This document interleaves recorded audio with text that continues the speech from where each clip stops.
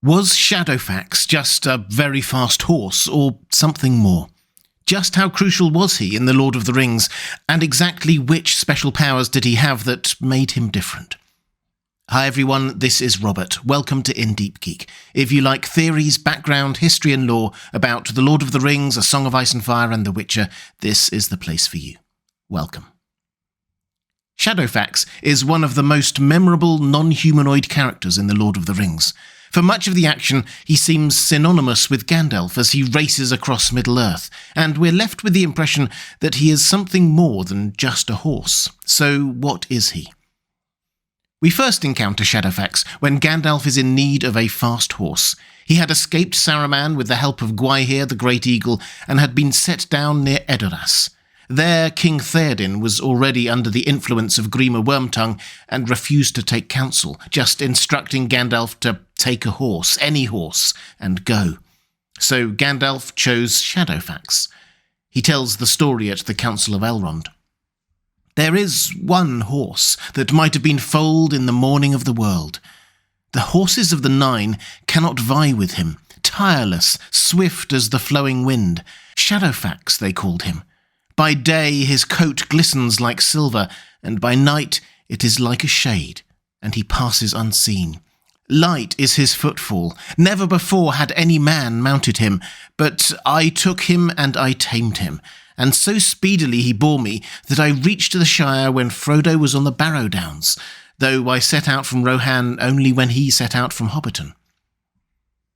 Persuading Shadowfax to let him ride him was not an easy task, though. Gandalf talks of taming him, although I don't know if that's exactly the right word.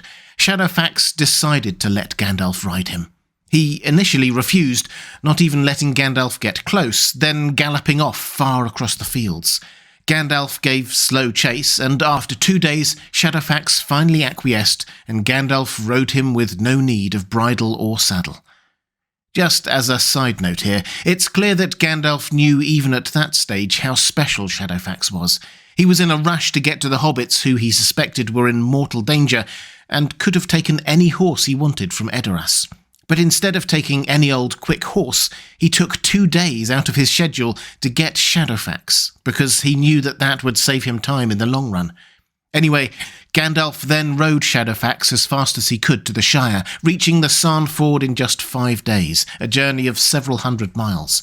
It's clear from this that Shadowfax is not just fast, very fast for a horse, but also has great endurance. Normally such a long journey would be either done at a much slower speed or by changing horses regularly. Shadowfax, like Gandalf, clearly didn't need that kind of rest. In case you're wondering, yes, lots of people have tried to work out how fast Shadowfax could move when needed. I'll spare you all the workings out here. Maybe I'll do a video on it sometime. But the redoubtable Karen Wynne Fonstad concluded 20 miles an hour when galloping and 10 miles an hour over very long distances. That's around 32 and 16 kilometers per hour for the more metrically minded, which is very fast for a horse. But the more astonishing thing is the stamina. That 20 miles an hour galloping was sustained for 7 hours straight. Phenomenal. Anyway, finding the hobbits gone, Gandalf then tried to track them, reaching Bree just a few hours after Aragorn and the hobbits had left, then overtaking them in the wilds and dark en route to Rivendell via Weathertop. It's at Rivendell that Gandalf and Shadowfax part company, with Shadowfax returning to Edoras and Gandalf heading off with the Fellowship on foot. That's not the end of Shadowfax's story, though. When Gandalf returned as Gandalf the White, he called Shadowfax to him, urging him to bring 2 other horses to Fangorn, so that he, Aragorn, Legolas and Gimli could ride together. Gandalf gave a long whistle. So clear and piercing was the note that the others stood amazed to hear such a sound come from those old bearded lips. Then, faint and far off, it seemed to them that they heard the whinny of a horse, borne up from the plains upon the eastern wind. They waited, wondering. Before long, there came the sound of hoofs, at first hardly more than a tremor of the ground, then growing steadily louder and clearer to a quick beat. "There are 3, said Legolas, gazing out over the plain. "See how they run. There is Hasufel, and there is my friend Arod beside him.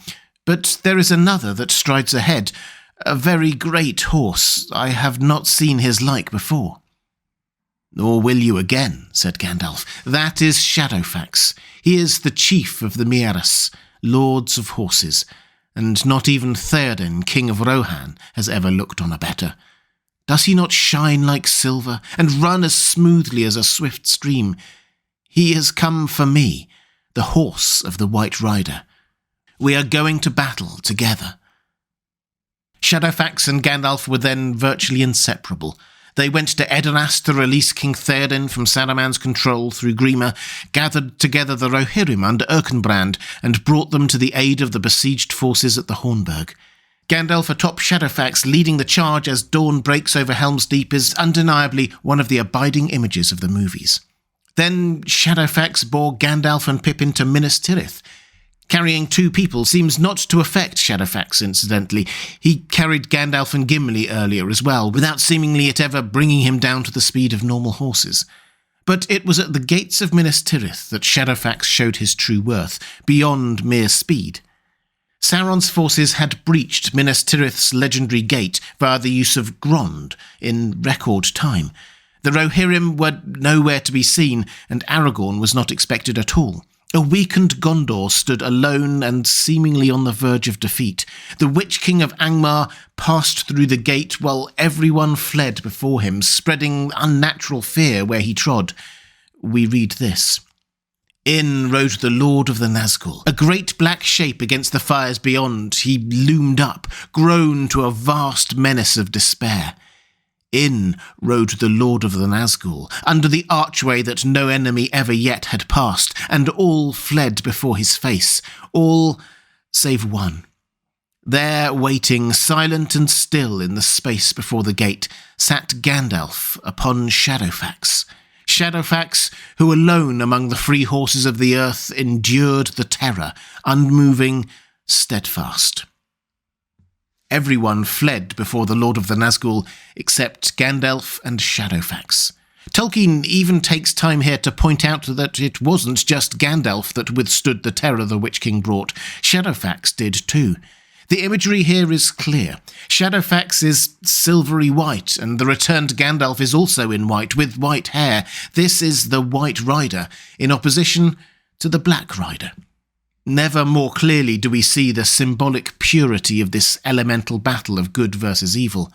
Not that Tolkien is that simplistic, of course. This is just a symbolic moment. Shadowfax is named Shadowfax because he cannot be seen in the dark, and Gandalf was just as good dressed in shadowy grey as bright white. And through all this isn't about Gandalf taking control of a creature and taming it to his will, any more than he was in charge of what the Eagles did or expected Treebeard to obey orders. This was about working with nature, not controlling it. We see Shadowfax nuzzling Gandalf, and he clearly has great affection for him. So, what nature of creature was Shadowfax? Not just a horse, but what was he? We never get a full rundown of Shadowfax's skills and strengths, but we can see a lot of them. His speed and endurance and courage are all there in plain sight, but there's more. It's clear he understands human speech. Gandalf tasked him with bringing 2 horses, and he did. He can hear things at great distances, Gandalf's whistle, for example, and also seems to have some kind of mental telepathic connection to Gandalf. And all this is, of course, because he isn't just a normal horse. He was the chief of the Mearas, an ancient line of horses that were not native to Middle-earth, but brought there from beyond the sea to the west. They were wild, intelligent, and magnificent. Tolkien talks of them as sort of like an elvish equivalent of ordinary horses, and they became connected to the kings of Rohan. Eorl, the first king of Rohan, hence the cries of Eorlingas, if you've ever wondered where that war cry came from, managed to ride the first of the Mearas, after it had killed his father, named it Feloroth, and brought it south to Rohan. Since that day, the Mearas assented only to be ridden by the kings and princes of the Mark, and then Gandalf, of course. As a brief aside, some have wondered whether Shadowfax might even be a Maiar, like Gandalf or Saruman, but in horse form.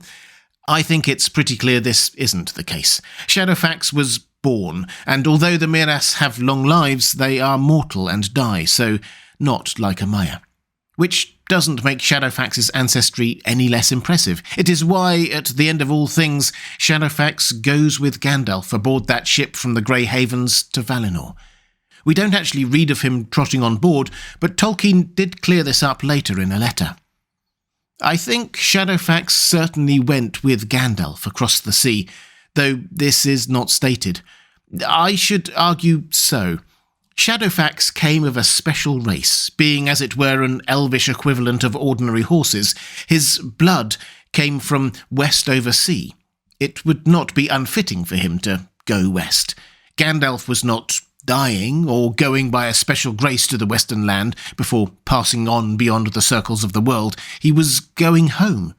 He would take, or could take, what he loved. He must have ridden to the Havens, and it is inconceivable that he would have ridden any beast but Shadowfax, so Shadowfax must have been there, a chronicler winding up a long tale, and for the moment moved principally by the sorrow of those left behind, himself among them, might omit mention of the horse. But had the great horse also shared in the grief of sundering, he could hardly have been forgotten. So Shadowfax, whose speed and strength bore Gandalf throughout the War of the Ring, who brought Erkenbras's army just in time to relieve the siege of Helm's Deep, who stood strong and proud and fearless against the Lord of the Nazgul when all around lost hope, Shadowfax received his reward at the end.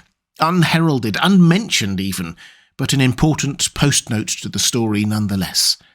Shadowfax may not have had a voice in the story, unlike the eagles or the trees as representatives of nature, but he was no less an active participant in the struggle. He chose to let Gandalf ride him, and ride to war. No one made him, and without him, so much would have been different. If you'd like to see more Lord of the Rings videos, please click on the link on the left of your screen. Or to support this channel, thank you. There's a link to my Patreon page on the right of your screen. That's all for this time. Thanks for watching. I'll see you again soon.